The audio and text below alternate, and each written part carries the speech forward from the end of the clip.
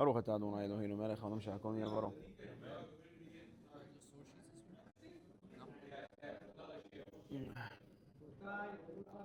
Come, gentlemen. Michael, good to see you.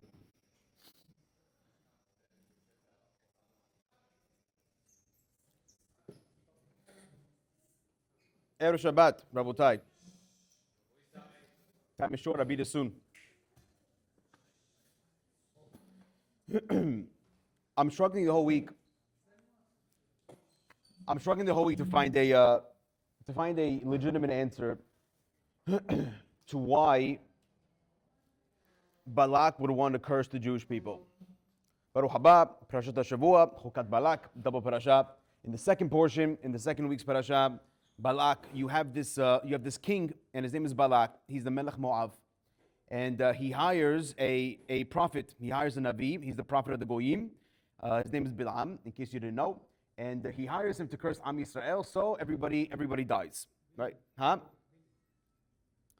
Chas v'shalom. So therefore, I'm struggling the whole week to understand what is the deeper explanation. I'm only going to touch the surface because really I came to talk about something else. But just right before I came, I saw the Mikubalaim to talk about it, and I thought it was a fascinating answer.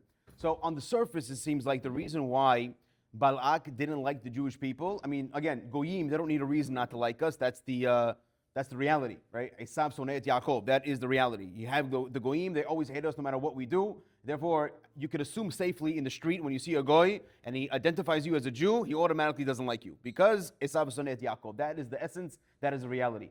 But also, besides that, if you're a politician, you have to do what's called, you have to be politically correct. You have to do something that is accepted by the people. You know, you could have plenty of goyim that they are politicians and they can hate Jews.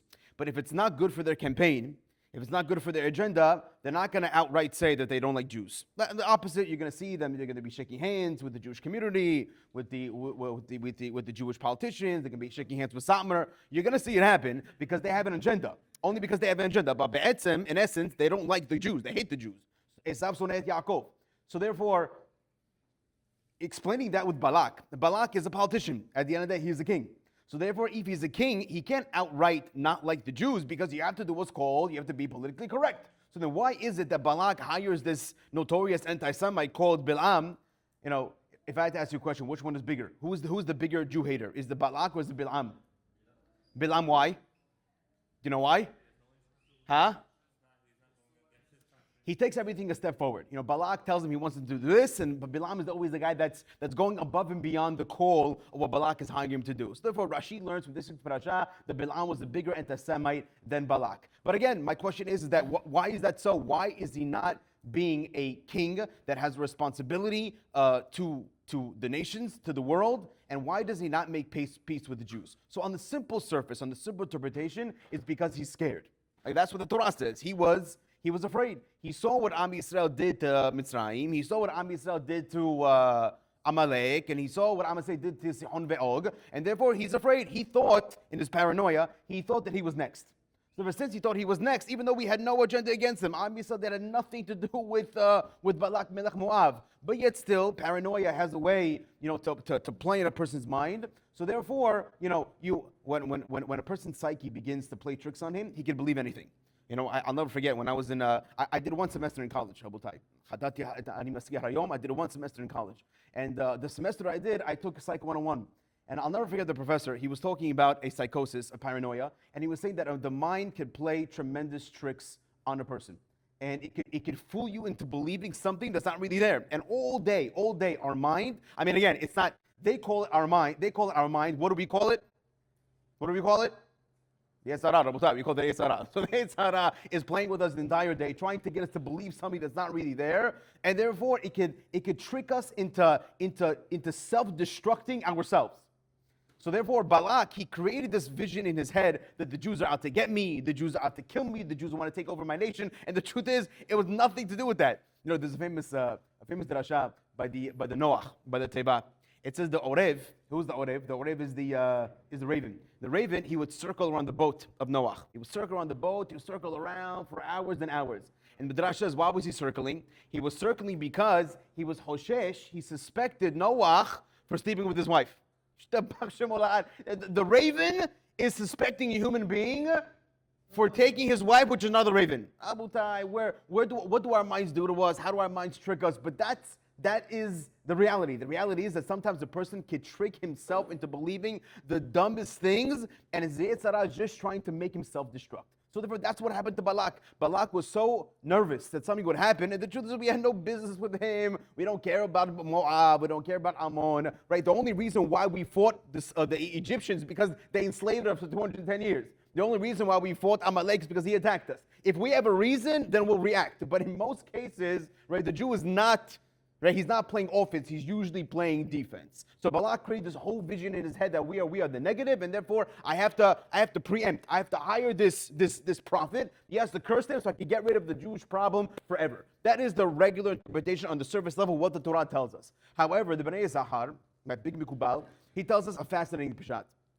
And he says, no, I'll tell you why. His Al Pi Kabbalah, it's much deeper. He says, and take what I'm saying as fact. He writes that in the realm of Kabbalah, certain souls, I don't know why Hashem does it this way, but this is the reality. Certain souls, they're considered holy, very, very high nishamot. And these high nishamot, sometimes they get captured by the other side. Sitra Hara, evil side, whatever you want to call them. Holy souls, they're put in what's called captivity. They're in captivity with these negative people. I'll give you an example. When Yaakov first came to the house of Laban, his future father-in-law, anybody know how many sheep he had at the time? 70. Hazakabaru. How'd you know that? 70 sheep. That's the answer. I said it before. So he says that Laban had 70 sheep. Why is the number 70 significant? Anybody know 70? Why is it a significant number? Is because when we came down to Egypt for the first time, Yaakov's family numbered in the 70, exactly the number 70. So therefore says the Mikubalim, this is the Arizal, that when Yaakov got to the house of Laban, again, Laban is the biggest magician that you have. He's the biggest wizard. He plays with black magic all the time. And Balak is his student. Balak is a direct student of Laban. He knew exactly how to work black magic. He knew how to see the future. He knew things that people are not privy to certain information.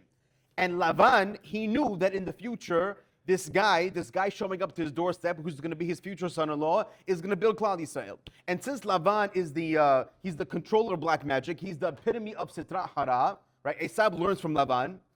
So therefore he decided that he needs to keep Yaakov in his home. He cannot let Yaakov go. Because the moment Yaakov goes, he's able to perpetuate, he's able to create Klal Yisrael. That's going to be bad for the negativity of the world. So what happens? There were 70 nishamot, 70 original souls of Am Yisrael. Take what I'm saying as a fact. 70 original souls corresponding to the 70 people that came down to Egypt.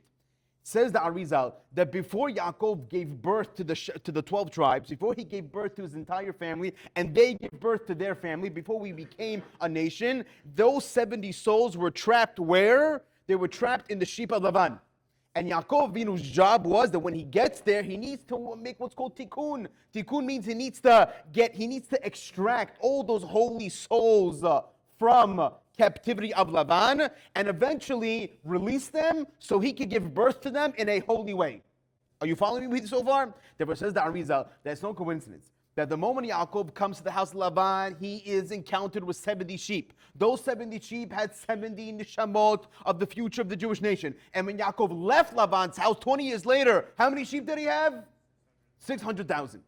Why is that number significant? 600,000? Because 600,000 is the amount of people that we left Egypt with. So therefore, that whole thing's connected. Because when Yaakov got there, he saw 70 sheep in captivity. He turned that 70 sheep into 600,000 souls. That's why, by the way, we read Haggadah Shel Pesach. We say the words, Arami, Oved Avi, Vayered Mitzrayim. It seems the Baal Haggadah, whoever wrote Haggadah Shel Pesach, he connects these two subjects. He says the reason why we ended up in Egypt, Arami, Oved Avi, Vayered Mitzrayim. The reason why we were in Egypt is because of who? Because of Laban.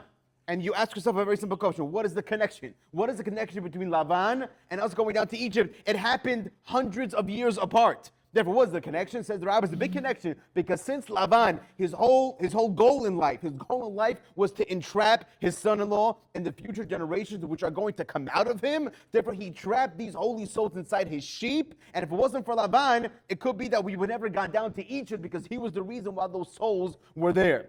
Much longer topic, but take my word for it. Therefore, says Bnei Issachar, that just like Lavan and just like Yaakov, these sheep, these holy souls were in captivity, the same thing happened with Balak. You see, Balak, again, we know him as Melech Moab. But says Bnei Issachar, that Balak saw within inside himself, tremendous Hidush. He saw within inside himself that he had nitzots, he had a spark of the neshama of who? Of David Melech, of King David. Again, because who do we know that came out of Balak eventually? We know Ruth, right? Ruth is the great-great-grandmother of David HaMelech. So therefore, and she's also the great-great-granddaughter of Balak. So therefore, Balak said to himself as follows. He says, and I'll tell you a rule in Kabbalah. Usually, Rabotai, anytime you have Sitra Hara, anytime you have negativity, you have the Tumah must feed off the Tahara. Take that as fact. Any single time you have negativity, the negativity cannot live. It cannot survive unless it's feeding off Kedusha. So therefore, whatever holy souls Lavan was holding, what brought him chiyut, what brought him life, what continues the treadmill of the Tum'ah to continue to roll, is the fact that he's feeding off the Kedusha. That's why, Rabotai, anytime you find Kedusha, you're going to find Tum'ah surrounding it. I said this many times because I feel it's fascinating that we can mamash see it in our world, in our time, to see how true this concept is. I'll give you an example. Shabbat is a great example. Shabbat is the holiest day of the Jews. What is the holiest day of the Muslims? Friday, exactly, which is one day before Shabbat. What's the holiest day of the Christians?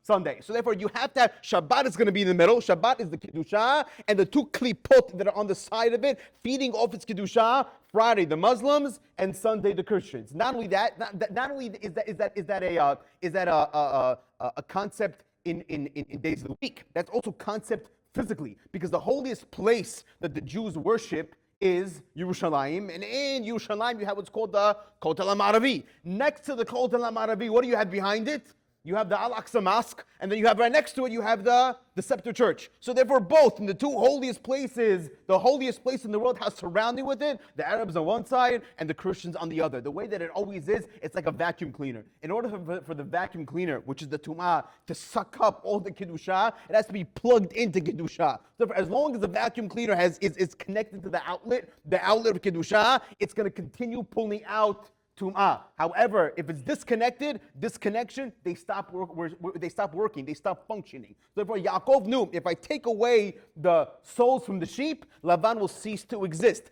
Balak said the same thing about himself. If the Jewish people they take back the soul of Ruth, HaMoaviyah, then Moab will cease to exist. Therefore, the reason Al-Pi Kabbalah says Bnei Issachar, not only because he was fearful of Am Yisrael, that's Pshat, he was fearful, but what was he fearing? What was he fearing? He was fearing the fact that Ruth gets married to a Jew, or she converts, gets married to a Jew. Who was Ruth's husband, by the way? Boaz, that's why it says the Bnei Issachar. Fascinating. He says that when Balak is telling his whole story, Balak is explaining why he thinks the Jews are bad, and he says the words, Ki Rav Hu. The reason why I'm afraid of the Jews is because they are Rav. What does Rav mean? Rav means there are plenty. There's a lot of them. And let me ask you a question, Abutai. Are the Jews really plenty? Are we really plenty? I mean, how many Jews are there? There's a billion Arabs out there. There's a billion that have Chinese out there. How many Jews are there? How many Jews?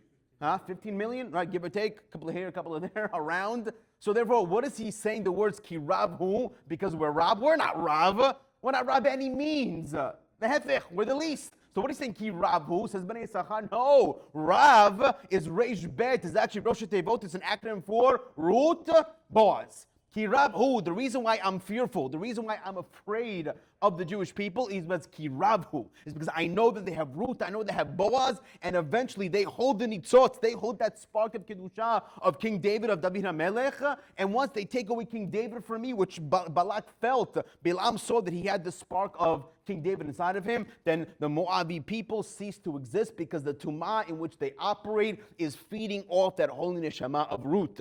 Therefore, says Bnei Issachar, that's why Balak was so afraid. He was afraid not only of what they might do to him, but also his nation might cease to exist once they take back the holy soul of Ruth HaMoaviyah. That was fascinating. Keep that in your repertoire of Al-Pi Kabbalah Pshat. Next, Midrash Abutai. The Midrash says as follows. Midrash says, what the Midrash does is that it compares 4 stories in Tanakh. 4 stories in Tanakh when God asks a seemingly strange question, and he gets back an even stranger answer. Through the questions, it's going to sound like Hashem doesn't know the answer. And obviously we know that's impossible. God knows everything. But the reason why he's asking, it's funny, because if God really knows everything, then why is he asking? The 4 stories in Tanakh as follows. On the very first page of the Bible, after Adam Rishon eats from the tree, he eats from the tree. All of a sudden, he realizes that he's naked. Right? God opened up his eyes, and he realized that he became embarrassed the way he looks. So he goes into hiding. God appears to Adam Rishon. He says the words, famous words, Ayeka. Ayeka means, Adam Rishon, where are you? Again, what's the question, Rabotai? Where are you? I'm saying, Adam Rishon, do you not, Hashem, do you not know where Adam Rishon is? Do you have to ask the words, Ayeka, where are you? And it's strange because Adam's reaction, again, if God was asking any of you a question, you would say, well, listen, you're Hashem, so I'm just going to keep my mouth shut. I'm going to say the words, I'm sorry, I apologize, and then we'll move on. But Adam Rishon answers, well, it's because I realized that I was naked, so therefore I was hiding. Again, very strange question, because Hashem doesn't know where you are, and very strange answer of, well, I was naked, so therefore I was hiding. That's one episode, which it's a strange question, even stranger answer. Second time, fast forward, with Adam Rishon's son, Cain. After Cain gets jealous of Hevel, he takes a rock, he bashes his head in, and he kills him, and he buries him in the sand. God comes to Cain, he says the words, Cain, right? Where is your brother? Right? Hey, Hevel achicha. Where is Hevel, your brother? Again, very strange question. Because what is God coming along and asking him the question of where's his brother? Hashem, don't you know? Nachon? So therefore, the correct answer of Cain should have been, Hadati, I'm sorry, I made a mistake. I didn't know that if I hit him over the head with a rock, I didn't know he would die. So therefore, I'm sorry, and let's move on. But his answer is even stranger. What does he say? Famous words? Hashomer achi anochi. Am I my brother's keeper? That's the second story. Third story is in our Parashat Balak. What happens? Balak sends these people over to Balaam to ask Balaam if he's willing to curse the Jewish nation at a hefty price. And then Balaam tells the people, these senators that come to visit him, wait here. I'll ask Hashem what he wants, and I'll tell you an answer in the morning. So they sleep in the hotel over the night, and God comes to Balaam in a dream. And God asks Balaam, Mi anashim ha'ele? Who are these people? Again, strange question, because Hashem, do you not know who these people are? And again, the answer should have been, Chatati. I don't know. I guess I had a thought to curse Am Yisrael, but now that I was reminded that they're the nation of God, I take that back. But Balaam actually tells Hashem, well, no, these are the men of Balak. It doesn't make sense. It doesn't make sense why Balaam would tell Hashem something that seemingly he already knows. And then finally, a story in Chizkiah HaMelech, which finds itself in the Navi. Long story short, Chizkiah gets sick. Yeshaya promises him that he's going to become better. Melachim of Bavel, they come to visit Chizkiah. And in the dream, in the middle of the night, the prophet comes to Chizkiah and he asks him, who are these people? Why are these people here? And Chizkiah gives him an answer and they move on. And the question is obvious again. Hashem knows who these people are, so why is he even asking? Is the question clear, Rabotai? What is going on over here when God appears and asks a question that he seemingly knows the answer to, and the answers that he gets are futile?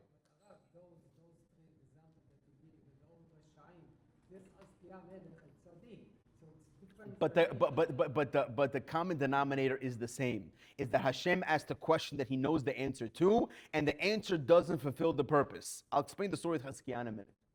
So here's a rule, Rabotai. Here's a rule. The rule is that usually Hashem does not communicate with somebody outright. He never tells, unless you're Moshe Rabbeinu, he doesn't really communicate, especially if God's giving you musar, he's always going to do b'derech remez. What's b'derech remez? He's only going to hint it to you, right? Da'il chacham remizah. It's enough to give smart people a hint. Smart people, they understand the kavanah of Hashem. So for the moment they're approached by God and they're asked a question, they should already know what is God's intent behind the question. That's the way God runs the world. So let's review Adam Rishon for a second. And David, you shouted it out already. When he says the words Ayeka, right? Adam Rishon, where are you? Where are you? He wasn't asking a geography question. He wasn't asking Adam Rishon for his location. He was asking Adam Rishon, where are you? Need to say what happened to you. Let me give you an example. A lot of these examples are going to be with a parent versus a child. Sometimes bar minan, if you have a child that's he's either overdosing on drugs or he has too much to drink, and he comes home and he's wallowing as he comes in. He barely makes it through the door. The moment he walks inside, he falls and he begins to throw up violently. And his parents, they look at him and they told him 100 times not to go, not to hang out with those group of friends, not to drink. And yet they find him in the living room with vomit all over. So the parents look at him and they say, where are you? Where are you? What's the question? Where are you? What happened to you? What are you doing over here? What happened to you? What are you doing over here? We told you not to do it. You don't listen. And this is the result of a child not listening to his parents. Where are you, Ayeka? What are you doing over here? It wasn't a location question. It was more like, what are you doing? The mother's asking her addicted child, what's with you? So therefore, when Adam gets asked the same question of Ayeka, of course God knew where he was. Hashem knows everything. But at the same time, he was asking him, Ayeka, Adam, what happened to you? I told you not to do something. You did it anyway, and look at the repercussion. Look at the ramification of what is going to be with your act when you don't listen to HaKadosh Baruch Hu. And Adam has, again, it's not me saying it, it's the books, he has the chutzpah in a way to come along. And who does he blame for his sin? Huh? He blames his wife, but in a way, he was also blaming Hashem. He's saying, Hashem, this is your fault. It's the wife that you gave me. So yeah, even though he is blaming the wife, but in essence, in reality, in an objective view, he's really blaming God. So therefore, you come along, you do something wrong, and you blame Hashem for it. If he comes along, God says, Adam Rishon Ayeka, where are you? What have you been doing? With Cain, it's the same thing. When God comes along and God asks him, where is Hevel, your brother? He knew what Hevel was. He knew that Hevel is dead. But at the same time, he tells me, he goes, Cain, where's Hevel, your brother? I want you to admit to your mistake. When you come along and you kill somebody, you should have said the words, Chatati, I sinned, I didn't know. But you come along, you give this answer, Hashomeh achi anochi. Can I give you an example? No, thank God I have twin boys, Baruch Hashem, 6 years old. And they're both very addicted to candy. They love candy. And they know that I don't like when they eat candy because it ruins their teeth. They don't brush their teeth well, hurts their stomach. So what do the moment they get candy? They run to their room and they hide it under their pillows. Especially Binyamin, because he sleeps on top. So Ovadia, I can open up his pillow, I can find it. But Binyamin knows that I'm too lazy. I'm not going to climb up on the ladder to open up his pillow. So he knows that the spot to hide the candy from Abba is where? Is on his bunk bed. So sometimes when I'm changing the bed sheets or whatever, I take off the bed sheets and I see dozens and dozens of, not candy, of candy wrappers. Candy wrappers. He finished the candy a long time ago. It's candy wrappers that are everywhere. So as I'm sweeping up his room and I'm sweeping all these candy wrappers inside the Kap Hashba, I tell him, I said, Binyamin. He tells me, what, Abba? I said, where are all these candy wrappers from? Now, come on, Rabotai, between me and you, I know exactly where the candy wrappers are from. So what is my question? Where are all these candy wrappers from? What do I want to hear from him? I want to hear, Abba, I know you don't let me eat candy. I'm sorry. That's what I want to hear. But of course, he's not going to say that. He's going to say, well, it's Obadiah's. Then he's going to blame my daughter. It's Yaeli's. He's going to give me a bunch of answers, but he'll never say, I know you don't let me eat candy. I'm sorry. So when God came to Cain and he said, Hey Hevel achicha, where's Hevel your brother? He got the answer of Hashomeh achi anochi. God says, I know what Hevel your brother is. I'm trying to get you to admit the fact that you did wrong. And the same thing happens with Bilam. He comes to Bilam and he tells Bilam, who are these people with you? Again, God doesn't know that it's the people of Balak. What is he asking? Who are these people from? Again, mashal. To the parent who tells his child, I don't want you hanging out with this group of friends. I know that they're bad for you. And all of a sudden, while the parents are away, the kid brings all the kids home that his parents don't like. And in the middle of the party, his parents walk in and they see all the friends they don't like. So who do they ask? What's the question that they ask? Who are these people? We know who they are. But I told you not to hang out with them. Therefore, who are these people? Imagine if the kid, after his mother asks, who are these people? The kid would say, oh, well, this is Josh, and this is Steve, and this is chutzpah. I know exactly who they are. I know who they are. And my question is, what are they doing here? I told you I don't want to hang out. I don't want to see you hanging out with them. The mashal. The nimshal is with Balaam. It's the same thing. God says, I don't want you to curse my nation. I don't want you to. And the next thing you know, Balaam is asking again, and God says, Mi anashim ha'eleh, who are these people? Not that God didn't know who they were, but he's asking almost rhetorically, what is going on over here? I told you not to do it. And you chutzpah Balaam, you come along and you tell me, oh, well, these are Balak's people. Oh, Hazaku Baruch. I know exactly who they are. This is major chutzpah, the fact that you're answering me. And finally, the story with Chizkiah. And even though you're right. It is three Rishaim. And I'm not really saying Adam and Cain is a Rasha, but you're right. It was negative with Chizkiah. So with Chizkiah, the story is basically that Chizkiah wasn't feeling well, and he went to the prophet Yeshaya, and Yeshaya told him he's going to feel better. So Chizkiah tells him, he goes, if I'm going to feel better, I want a sign that I'm going to feel better. Give me a sign, give me a siman. Apparently, the Mefarshim write that if God gives you a siman that everything's going to be fine, it's sealed in stone. So Chizkiah wanted to be for sure that he's going to have refuah shleima. So Yeshaya tells him, he goes, you have two options. God could either move the sun forward 10 degrees, I'm just making up a number, or he can move it back 10 degrees. That means he can literally change time. Right? In the middle of the afternoon, it's 12 o'clock in the afternoon, God will move the sun this way, next thing you know, it's 7 o'clock at night. Or you can do the opposite. You can take the sun, move it that way, next thing you know, it's 7 o'clock in the morning. A major, major miracle, because this miracle is not only for Chizkiah and the people living in Israel, it's a miracle for the entire world. This is a miracle of the highest order.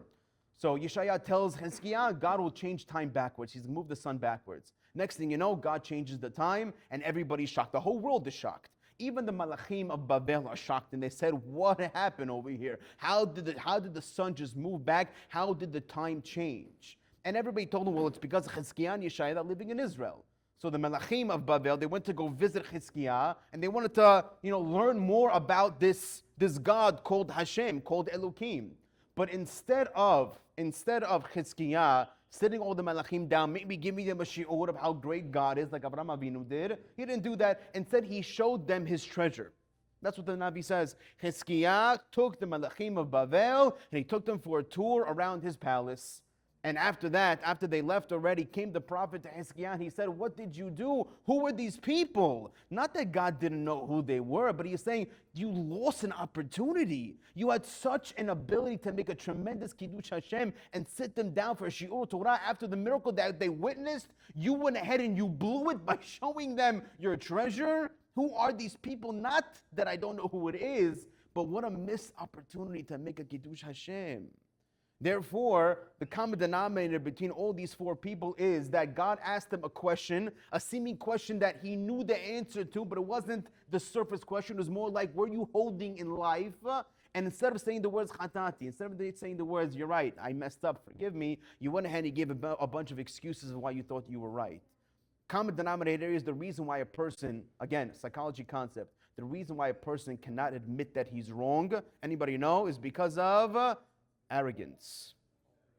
A very, very high ego, haughtiness, ga'ava. When a person can't come along and he knows he made a mistake, God is telling him, you made a mistake. That's why I'm even coming to you so you can realize that mistake. Benjamin, where are all these candies wrappers from? You don't think Abba knows where it's from? You don't think I told you 1,000,000 times, don't keep candy hidden in your bed, and you do it anyway? Where are these candies from? You have to be a child not to understand the kavanah behind the question. And therefore, the common denominator between these four people, the reason why they just did not admit and say the words hatati is because of arrogance. And our rabbis tell us that arrogance is the root cause for all sin. It's the root cause why relationships break up. It's the root cause between shalom bayit. It's the root cause between everything bad, because a person can just not admit that he made a mistake.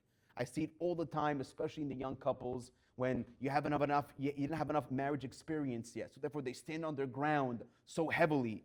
You know the famous story I told you many times of Shlomo Zalman Auerbach.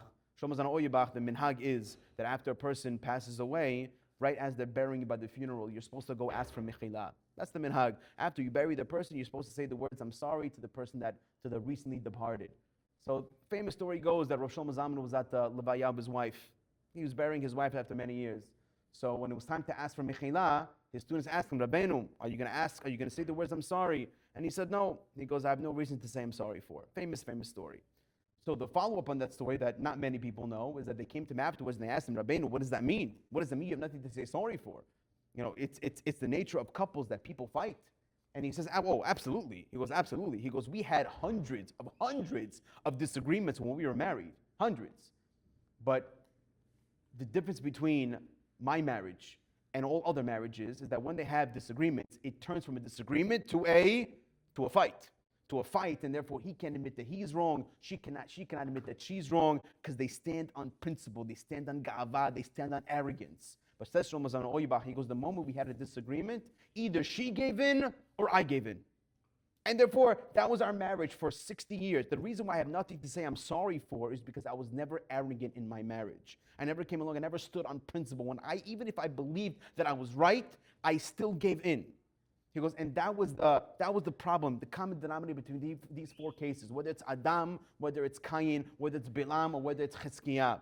The arrogance of not being able to say, you're right, I'm sorry, is the reason why all four of these people were punished in our story. Therefore, says the Midrash, is a big reason why he puts these four cases together in order to teach us a lesson. If you want to break a bad streak, is that you just have to say, I'm sorry, you have to lower the arrogance, and you have to move on. Let me tell you a secret, that nowadays, Hashem is not going to communicate with us the way he communicated with previous tzaddikim. He's not going to come to them, he's not going to say to us, Ayeka. He's not going to say, where are you? He's not going to say that. What is he going to do instead? What does Hashem do instead when he tries to wake us up? He sends you signs. Signs could be hidden in many places, whether that's a sign in your business, a sign with your car, a sign with your house, a sign with your wife, a sign with your kids. He sends you little signs here and there. And our responsibility is to pick up on that sign, because that sign is basically telling us, Ayeka, where are you? And sometimes when people don't pick up on those signs, God sends signs that are a little more in public, with a little more oomph to them. And then God forbid we don't pick up on those either, then the ayeka gets louder and louder. But it's Hashem's way of telling us, wake up, you're doing something wrong. I'm not sure if I told the story before, but with the story we're going to end. Rabbi Puzansky brings down in his book, Stories That Warm the Heart. He says that one time there was a jeweler. He calls him Jack Manter, probably not his real name. And Jack Manter, he lived in a very religious Jewish community in Brooklyn, but he wasn't the most observant, especially when it came to the holiday times. Holiday times in his jewelry store was a major, major hit. Right? He made the calculation many times. And on the Saturday and Sunday of the holiday times, he makes more money on those like weekends than he makes over the entire year. So therefore, it's a tremendous challenge, Abutai, to close your store on Shabbat when the statistics are telling you that when your busiest day is on Shabbat. I'm not going to lie, tremendous challenge. So he knew that Shabbat was important, and he knew the community that he lived in, that Shabbat was important. And he said, maybe one day he could get there. But now to overcome this challenge of closing his store on Shabbat, he couldn't do. So for all the holiday weekends, he used to go to the store, open it up, and he would wait, of course, for all the people to go to shul. He would look outside the window, almost with like a guilt feeling. I'm not keeping it the way I should. He was those type of guys that only came to shul when? On the holidays, maybe on Yom Kippur, maybe on Rosh Hashanah. But during the week, he barely ever showed up. So the story goes that after one day, he sees everybody goes to shul. He sees the parents holding the kids' hands. Everybody's dressed so nicely. And they go to shul. And after he sees that the coast is clear, gets inside his car, and drives all the way to his business. By the time he gets there, he sees a long line of people waiting, and the whole day is busy. The whole day, money is changing hands, people looking at jewelry. Huge hit for the entire day. He made tons of money. And towards the end of the day, all of a sudden, after the customers kind of cleared out, a guy walks in, and he gave them this kind of like eerie feeling, uncomfortable feeling. The guy was wearing a trench coat. So the guy was asking, listen, he had a credit card in hand. He was ready to buy this guy, ready to buy. And he keeps on asking Jack for his more expensive stuff. I want something better for my wife. Give me what you have in the bag. Give me what you have in the safe. Give me all those things. And finally Jack says to himself, he goes, this is all I have. He goes, Chavav, the guy's not going to buy from me because I'm out of merchandise. Next thing you know, this guy wearing the trench coat, he pulls out a handgun. And he tells Jack, he says, load everything inside the bag. If not, I'm going to kill you. And Jack was frozen solid. First time ever being mugged before. And all of a sudden, his whole life is kind of flashing before his eyes. Everything that led up until this moment of him not keeping Shabbat, of not being the best father, of him not being the best husband, everything's flashing before his eyes, and he just cannot move his limbs. You ever feel that feeling before when you're so scared that you just cannot move your limbs? That's what's happening to Jack right now. And the guy's yelling at him, put the stuff in the bag or I'm going to shoot you and do it myself. And Jack just couldn't move. And he says to himself, he says, Hashem. True story. He goes, Hashem, I know it's Shabbat. And I know I'm not doing the right thing by not keeping Shabbat. He goes, but if you get me out of here, I promise I'm going to start keeping Shabbat. Well, everybody does. Right? You ever heard the saying, there's no atheist in a foxhole? Right? Everybody believes in God when you're in trouble. No atheist in a foxhole. And for Jack is saying, I promise, that's it. This is my last time. And as he's kind of murmuring this to myself, the thief, who by the way, all thieves are paranoid, right? Go back to the paranoia. He says he thinks to himself there's somebody else in the store. And he thought the guy was talking to the cops. He got scared, the fact that Jack was murmuring what was tefillah, but he thought he was talking to the cops. He puts a bunch of stuff inside the bag, and he runs out of the store. Thank God, Baruch Hashem, Jack's life is saved. He calls the cops. He takes a breather. Cops come, they take a report, and he goes home. And he says to himself, from now on, that's it. From now on, I'm keeping Shabbat. There's nothing, there's no even discussion. Later that day, he gets home just in time to go to shul for mincha. He gets there, all his friends are surprised to see him. Jack, come on, it's not Yom Kippur. What are you doing here? They're playing around with him. But after a few weeks of Jack being consistent, coming to shul, all of a sudden, now the behavior towards him, it changes. Now they're nicer to him. Now they're giving him aliyot, and now he's part of the communal synagogue. But of course, out of all musar, it begins to wear off. And exactly 1 year later, when again the challenge brings itself up again, now it's holiday season, and again Jack does the heshbon, he does the calculation, and he's sought to make more money on this weekend than he is the entire year. But he goes, listen, I made a Kabbalah, but it's hard. So what does he do? He decides that he's going to open the store, but he's going to be very religious about it. He's not going to drive his car. No, he can't do that. Shabbat. He's going to take the train instead. He's not gonna handle the money. He's gonna hire a goy just for this Shabbat. The goy's name was Max. He's gonna hire Max. Max will deal with everything. I'm just there to supervise. And you know what? I'll be even more religious. I'll take with myself a small grape juice bottle. I'll take a pastrami sandwich and in my bag, and I'm even gonna make kiddush and have seudah for my lunch. That's what he says. So he waits for everybody to go to shul. He gets on the train, drives all the way to his office, opens up the office, and it was a great day for business. And Max is there, and Max is handing all the money. The guy is having a great time. At 1 o'clock, Jack says to himself, Sudat Shabbat. He goes to the park, he sits down, he makes kiddush, he eats his pastrami sandwich, he even sings a couple of pizmonim.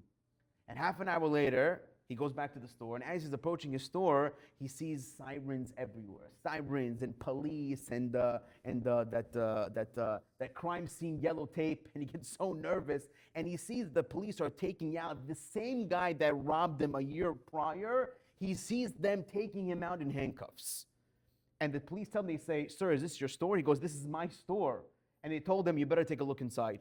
He runs inside, and he sees Max, this poor goy, laying down in a pool of blood, dead, shot dead. They talk to the police, and the police tells him, he goes, you're a very lucky guy. He said, we've been after this guy for a very long time. And his MO, right, the way he operates is that he doesn't usually leave people to identify him. He goes, the moment he commits a crime, he kills the first person who witnesses him.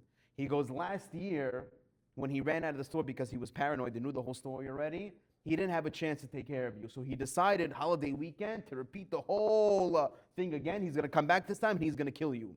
And he mistaken Max for you, and he killed Max instead. Jack, at this point, he realized that Hashem gave him a new lease on life. So this is exactly what we're talking about, Rabotai. It's a tremendous story, and it's a true story. But at the same time, we have to say to ourselves that, we don't want God to give us these huge type of awakenings, because these long types of awakenings only happen after Hashem has tried many times of saying the word ayeka.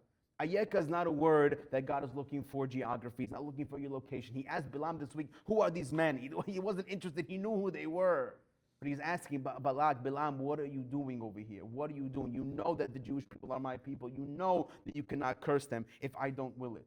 Therefore, once in a while, when Hashem sends you this sign, common denominator between these people were they didn't understand Hashem's signal. But when Hashem gives us signal, like this story of Mr. Jack Manter, that God gave him a chance, and that chance he actually took. He actually took the awakening sign.